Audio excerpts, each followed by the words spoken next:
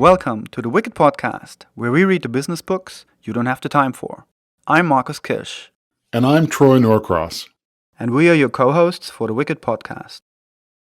It's not enough for regular trouble. Today we have double trouble. Double trouble because we've got double authors actually showing up completely unexpected to us that turned out to be amazing. And we've been talking about change for so many times with so many authors. This time it was us that needed to change and literally on the fly. Yeah, I think, what people won't see, there might be a little bit more editing, but all over. There was tons of more fun for sure. I think it was great to have both co-authors on and really good fun. So enough talking about this double authors. Who are they and who's on the show today?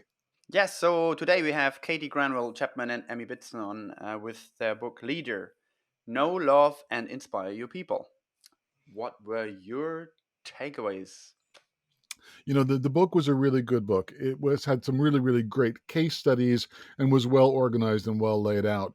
During the conversation, one of my things that I really thought was interesting was I talked about caring and potentially caring too much. And she said, it's all about compassion, but the real thing is compassion with action. So just not caring about your people, but caring and doing something about it, which I thought was a really nice way to kind of tie all of that together. The other one is we're talking about leaders, and leaders lead teams. But sometimes, we talk about in managed circles, you've got to manage up. Well, sometimes I ask them, can you lead up? And the typical answer they gave was, you can, when you lead up by leading your team well and leading by example. So those are my takeaways. What about you today? Yeah, I think I want to expand on what you just said and then have a second one. So the first one, expanding on that, is that, and I'm really right now in a project where the team I'm having, so I'm really trying this new thing that I've maybe in fractions tried before, but not fully consciously did so, which is infusing leadership in every member of my team.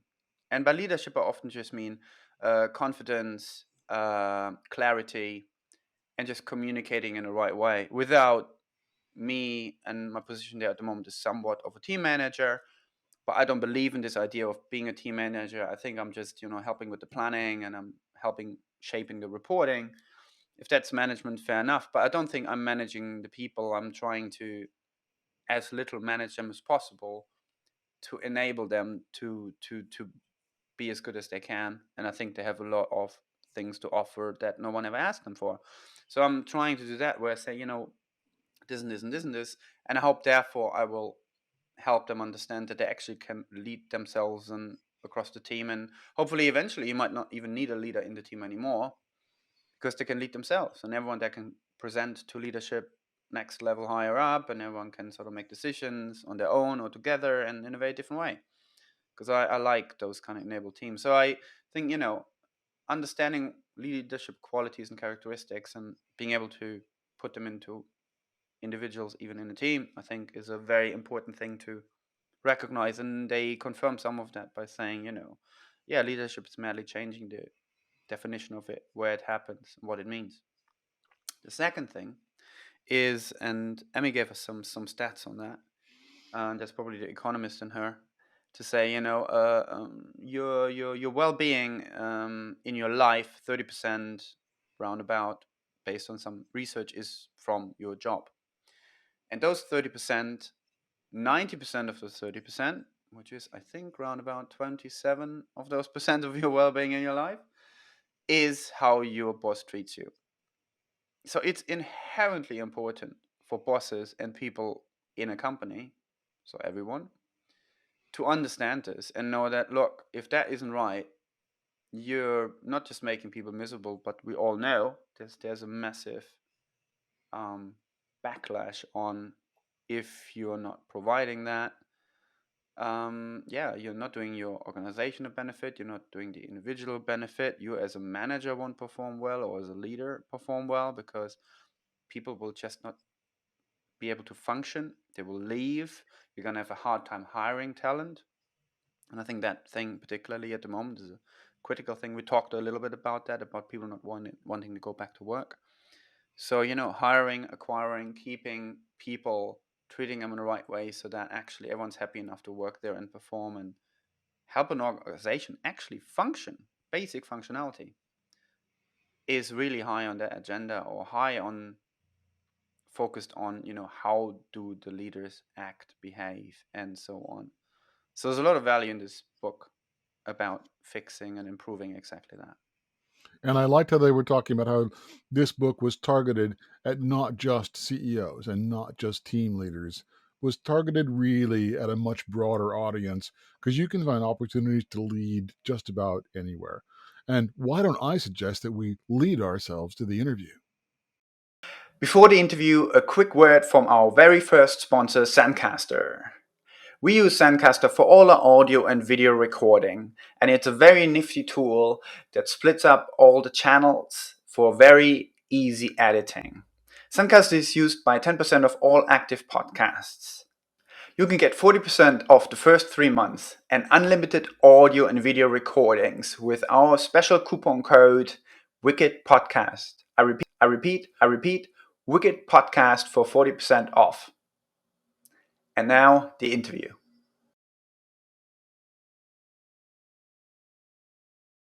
Hello everyone, today we're here with Katy Granville-Chapman and Emmie Bidston. Hello both, and thank you for joining us. Thanks for inviting us, Marcus. Looking forward to the discussion. So, as usual, we like to start at the top. So if you, each of one, please tell our listeners who you are, and I don't know which one's going to answer that, so why you wrote the book. You probably both have your own reasons for getting there, I take it. Emmie, go for it. Yeah, go on, Katy. Why don't you go first? Oh, that's so kind. Thank you. So I've been really fascinated by leadership for a really long time. I got pretty obsessed when I was about 18, and I saw the impact of leaders on people on a field exercise with the British Army, actually in Canada, kind of in the middle of nowhere.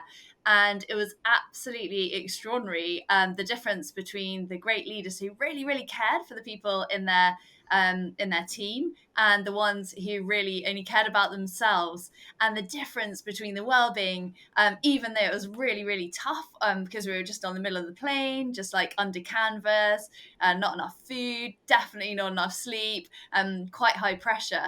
And yet where there was a great leader, and people were really, really happy, they were thriving, they had amazing well-being, but where there was a poor leader who was really selfish, the people were really, really unhappy, like really miserable. So yeah, that started me getting a bit obsessed with it. And then I was really, really lucky and spent a lot of time training leaders and working with leaders, and I suppose doing a bit of leadership myself. And then I suppose it culminated in doing a DPhil or a PhD at Oxford, because I thought I'd better check that some of my guesses about leadership are right. And then I was absolutely thrilled to get to work with Emmie on leadership here. And so we ended up writing a book together, which Emmie will tell you a bit more about.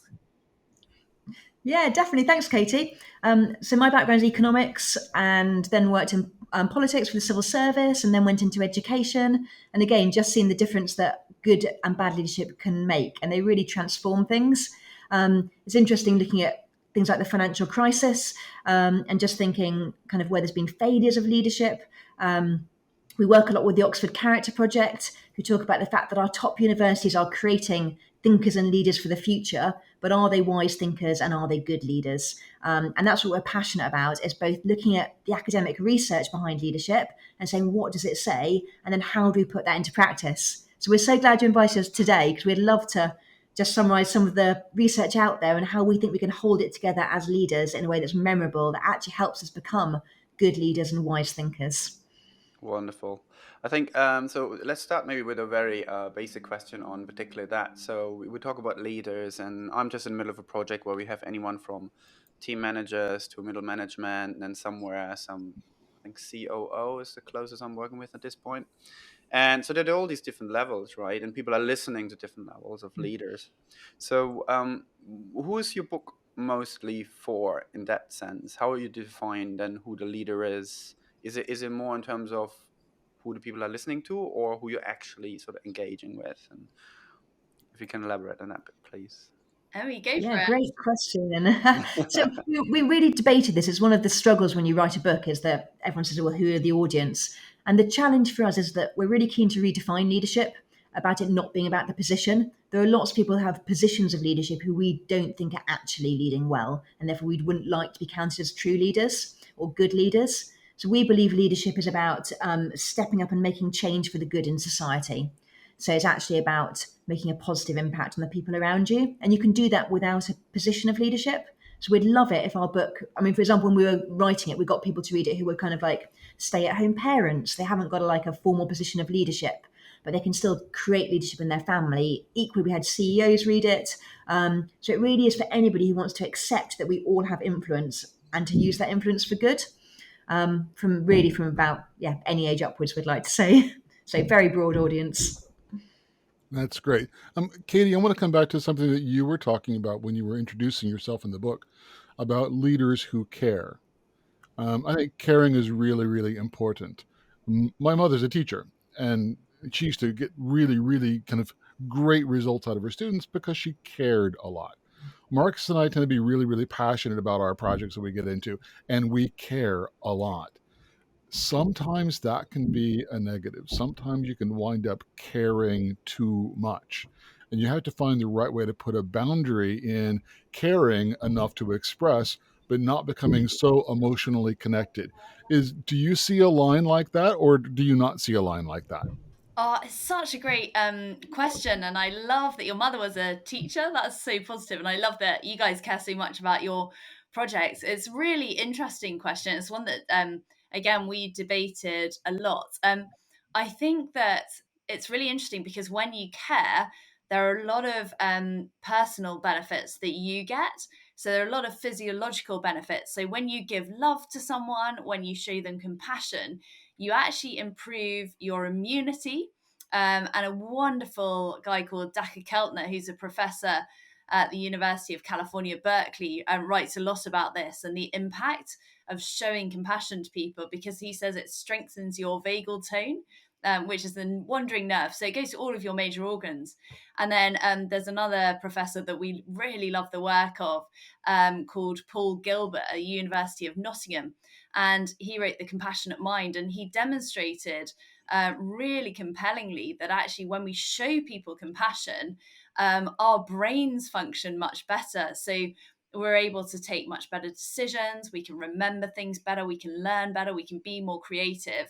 And again, like Daka Keltner, he confirms that actually physiologically there are a lot of benefits: lower blood pressure, less unhealthy inflammation, and all of these good things. So it's really interesting. But if what they have also found is that if you show empathy but don't actually do anything about that, so if you put yourself in someone else's shoes, you feel their suffering, but you don't take action to help them, that's much more likely to lead to burnout than if you experience compassion and then you act on that compassion and you do something to be helpful.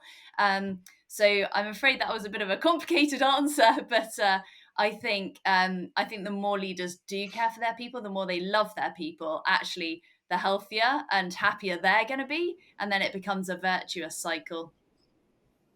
Yeah, I think the second half of that was really insightful as well. Before I hand over to Marcus again, it's not just compassion; it's compassion with action. Yeah. And I think many times in our projects, or whether it was in teaching or whatever, you could see what needed to be done and you desperately wanted to get it done.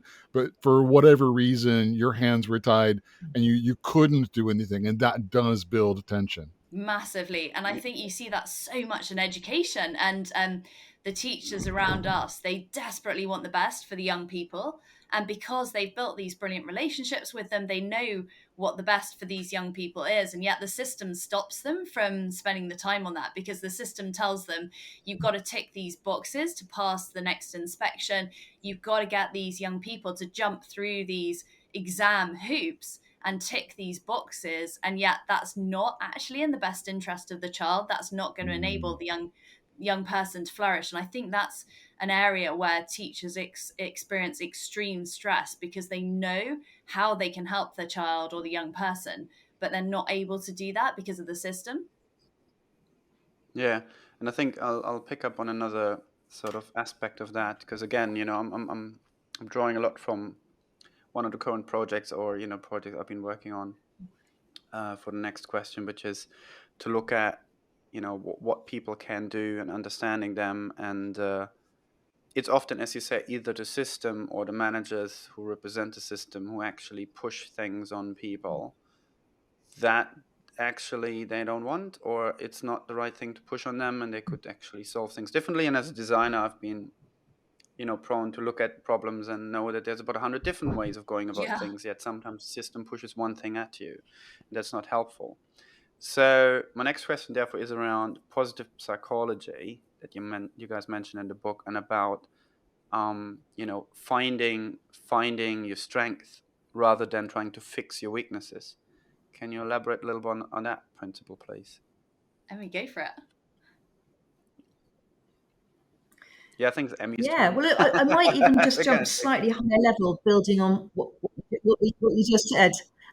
In that, I think you touched on a really key point in this project you mentioned, is that we thought about putting kind of love at the beginning of our book because we think love's the most important thing, that compassion and courage. But we actually really thought you had to put this idea of knowing people first. You've got to know people before you can love people. Otherwise, like you say with the project, if you don't listen, if you don't find their strengths, if you don't discover their values, then actually there's no way you can actually lead them well and lead them with compassion and serve them well, because you'll be doing the wrong things. So I absolutely agree. You've got to know people, and that requires really good listening. It requires good questioning, and you need that to kind of discover their strengths.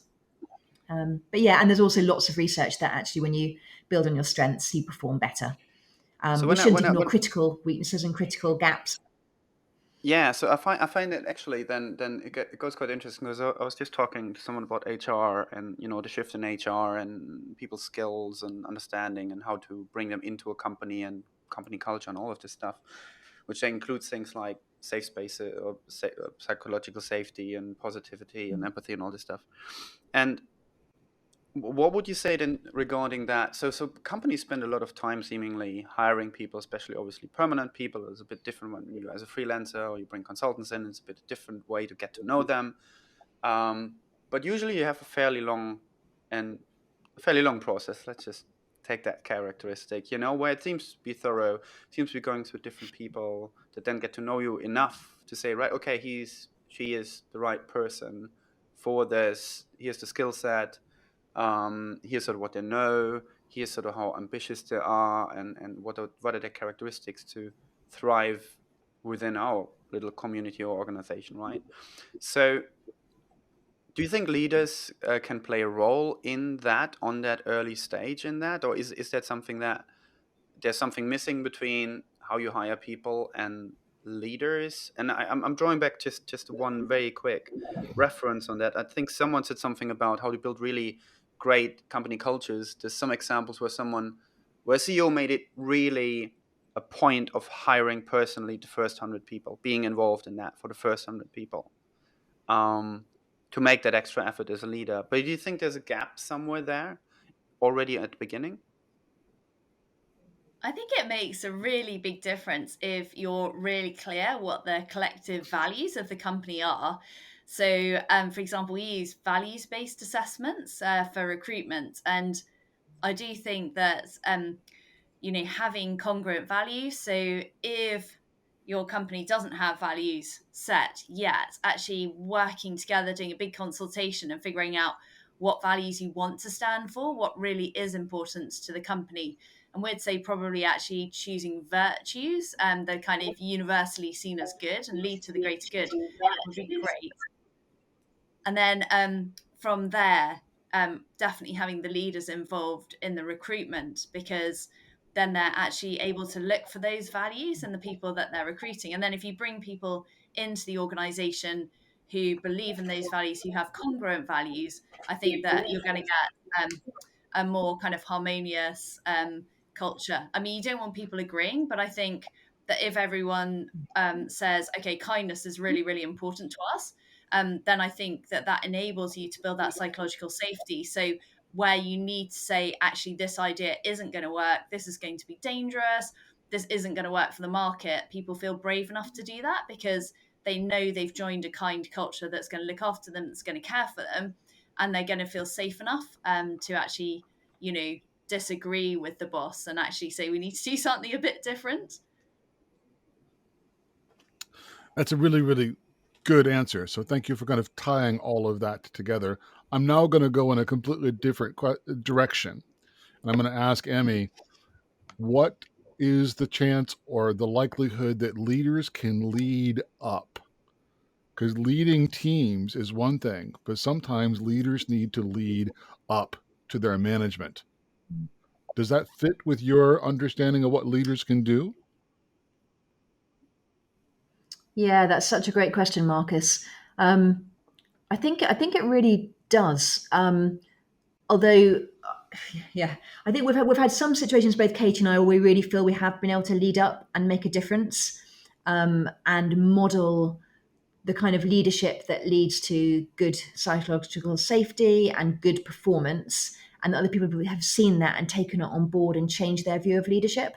So I think we definitely have seen that. I think there are some cases where it has been harder to lead up and change a culture, and that probably depends on the person above you's role.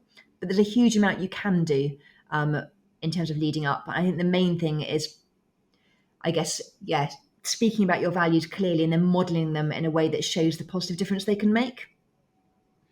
Right. So effectively, as team members, what are the behaviors team members can do to help good leaders? And you say expressing good values is one of those.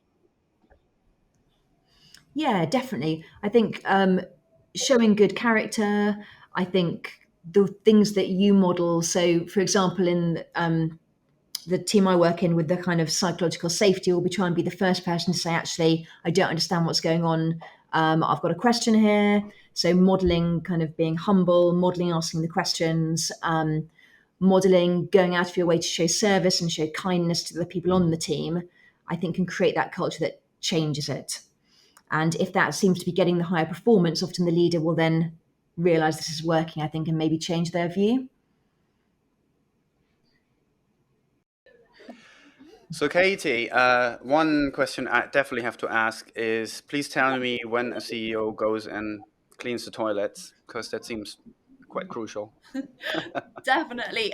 We love this case study and we love the CEO that this is actually about. So this is actually about an Icelandic CEO who was in charge of a large retail firm in Iceland.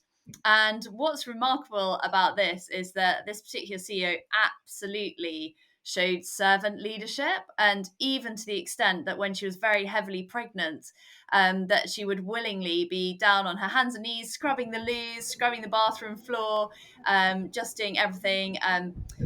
Absolutely being a really humble part of the team, serving as much as possible, spending as much time as possible getting to know her staff, looking after her staff, and really caring for her staff.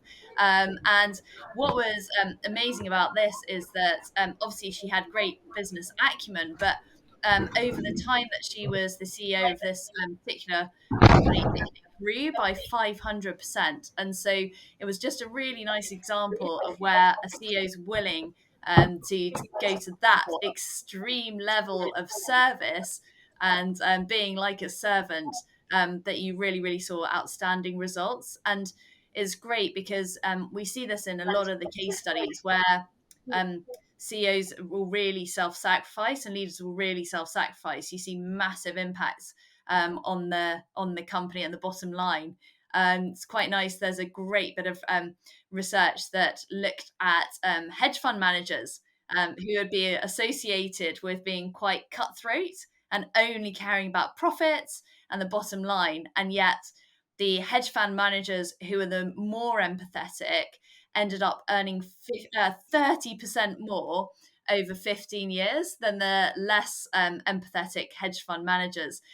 So we were really excited by that, because even in what is seen as such a cutthroat industry, and this particular research only looked at the bottom line. So it wasn't like how happy are the team, how long are the team staying for, or how much professional learning's going on.